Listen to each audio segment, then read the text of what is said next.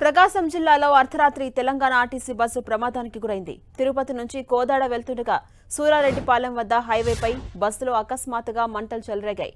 దీంతో అప్రమత్తమైన డ్రైవర్ బస్సును ఆపేశాడు. ప్రయాణికులను కూడా అలర్ట్ చేయడంతో వారంతా బస్సు దిగారు.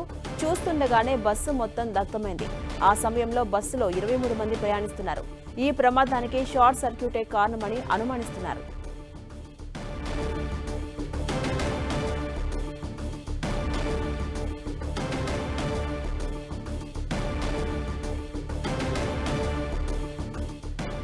ఇదే అంశంపై మరింత సమాచారం మా ప్రతినిధి శంకర్ అందిస్తారు. శంకర్, ప్రమాదానికి గల ప్రధాన కారణం ఏంటి? షార్ట్ సర్క్యూటే కారణమా లేక ఇతరత్ర ఏమన్నా కారణాలున్నాయా?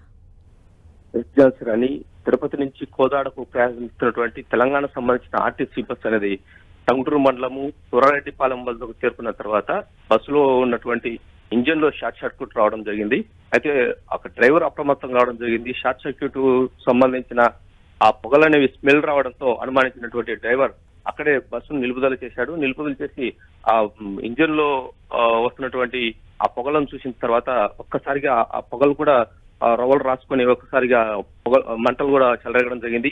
ఆ ముందు భాగం సంబంధించిన బస్సు మొత్తం కూడా అక్కడ దగ్ధం కావడం జరిగింది. దీంతో అప్రమత్తమైనటువంటి ఎమ్మెల్యే డ్రైవర్ బస్సులో ఉన్నటువంటి 23 మంది ప్రయాణికులను కూడా అప్రమత్తం ఇచ్చి వాళ్ళ 23 మంది కూడా కిందికి దించడం జరిగింది. వెంటనే పోలీసులు సమాచారం అందించడంతో ఎమ్మెల్యే ఫైర్ కి సంబంధించిన సిబ్బంది కూడా అక్కడ చేరుకుని మంటలు అయితే అదుపుదల చేశారు. దీనికి సంబంధించిన 23 మంది ప్రయాణికులను కూడా వారి గమ్యస్థానాలకు ఆల్టర్నేట్ గా వేరే మార్గాల ద్వారా వారి గమ్యస్థానాలు కూడా పోలీసులు చేర్చడం జరిగింది. ప్రస్తుతం ఆర్టీసీ తెలంగాణ సంబంధించిన ఆర్టీసీ బస్ అయితే సూరారెడ్డిపాలెం వద్ద హైవే పైనే ఉంది. దీనికి సంబంధించిన ఘటన పైన కేసు నమోదు చేసి పోలీసులు అయితే విచారిస్తున్నారు. దీనికి సంబంధించి ప్రధాన కారణం అయితే షార్ట్ సర్క్యూట్ అని చెప్పేసి అక్కడ డ్రైవర్ కూడా చెప్తున్న పరిస్థితి ఉంది. కాలిన ఆనవాళ్ళు చూస్తే అది షార్ట్ సర్క్యూట్ వల్లే జరిగినట్టు కూడా పోలీసులు కూడా అనుమానిస్తున్నారు. చంద్రాని అలాగే వెహికల్ ఫిట్నెస్ కి సంబంధించి ఆరా తీసే అవకాశం ఉందా పోలీసులు?